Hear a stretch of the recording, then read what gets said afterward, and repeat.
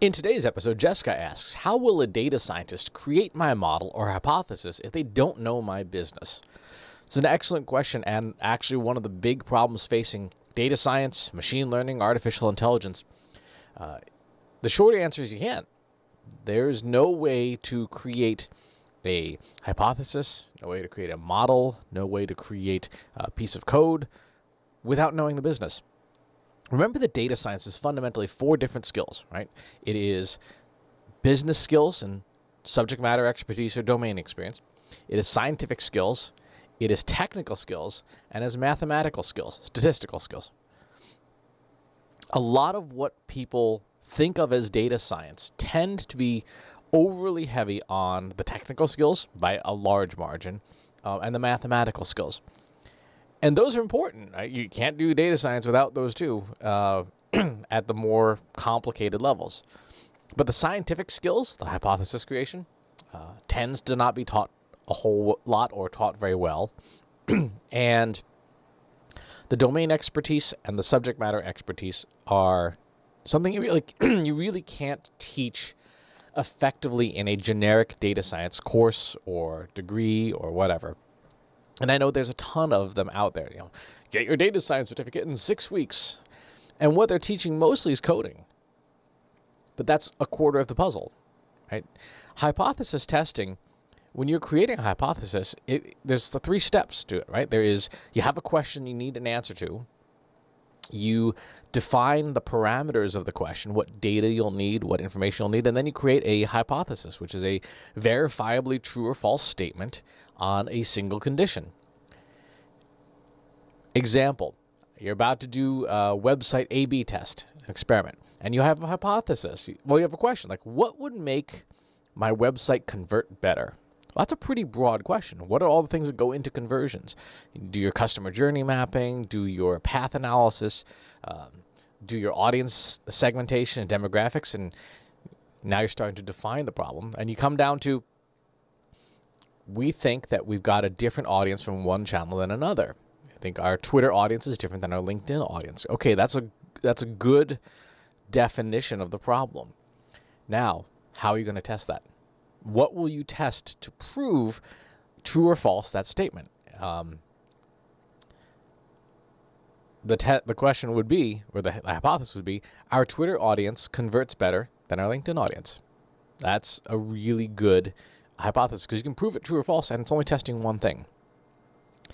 So you would go to a landing page on your website, you would optimize it as best you could, and then with great tracking codes, you would send your Twitter audience to that page, you would send your LinkedIn audience to that page. You would run the test for a sufficient amount of time, which you would determine by sample size calculation.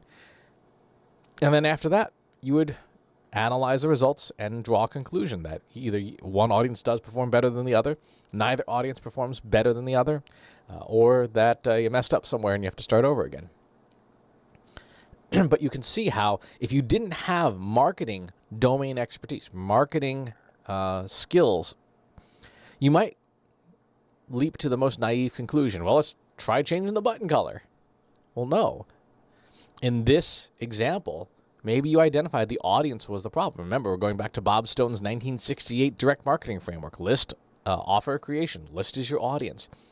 And you have to test these, you have to figure out where the problem is in these different areas. And so that's where that domain knowledge is so important, and why you can't do data science without it. If you try, you're going to come up with either things that are very surface, and they might make incremental improvements, right? If you change the button color on your website, it might perform a little bit better. It might even be statistically relevant. But it's not solving the big problem that you brought to it, the big question, which is how do we make our website perform better? So there is no substitute for domain knowledge and subject matter expertise. Now, does your data scientist need that? A data science project needs that, but the individual person may not necessarily have to. If you are or you have a skilled project manager, they can identify where the gaps are in those 4 areas and then bring in extra people on the project, assuming you have the budget for it, to supplement where your data scientist or science team might be lacking. So you might In the marketing case, you might have a data scientist who is technically skilled, mathematically skilled. You might have a project manager who is scientifically skilled, who can think about how are we going to set up this project to be statistically valid. And then you bring in a subject matter expertise. You bring in your VP of marketing or your marketing director and say, hey, help us identify a question and define the problem deeply so that we know what to test. And what will happen over time, as long as everybody gets along, is that you will see cross-pollination of skills. You will get the project manager to think even more statistically or more technically. You'll get the data scientist to think more business or more subject matter expertise. You'll get the marketer to think about scientific testing and technical stuff. And that's what you want. You want that team to become a cohesive unit to fulfill all 4 areas of data science. If you don't have all of that accessible, then your data science projects are not going to work. You need to have all 4 areas fulfilled. Not necessarily the same person, but you need to have it in all 4 areas so that the project doesn't go off the rails, so you don't waste a lot of time and a lot of money. One of the reasons why data science projects, machine learning projects, artificial intelligence projects go off the rails is that you're missing a key area and you end up with a result that's not usable. You end up with a conclusion that's like, well, we tested and we think, poop emojis on Tuesdays work best. Well, okay. The statistical side will say, show me the statistical significance of that. The technical side would be like, okay, make sure we did the implementation correctly. But the business and domain knowledge side would say, pretty sure that has almost no relevance to our business, unless, you're like Charmin. And you can't substitute it. And you cannot expect the machines to do it for you. There is no AI out there in the present day that has broad general knowledge that can provide domain expertise and subject matter expertise. None. Not even the most advanced ones. You can give them very specific narrow tasks and provide a lot of background data to those tasks, but the orchestration, the coordination, the keeping the machine on the rails, that is still very much the provenance and the domain of human beings. So, good question. Be careful. Be careful as you do these data science projects. Make sure that you have a great project plan. Make sure that you have all the necessary skills in order to make it successful.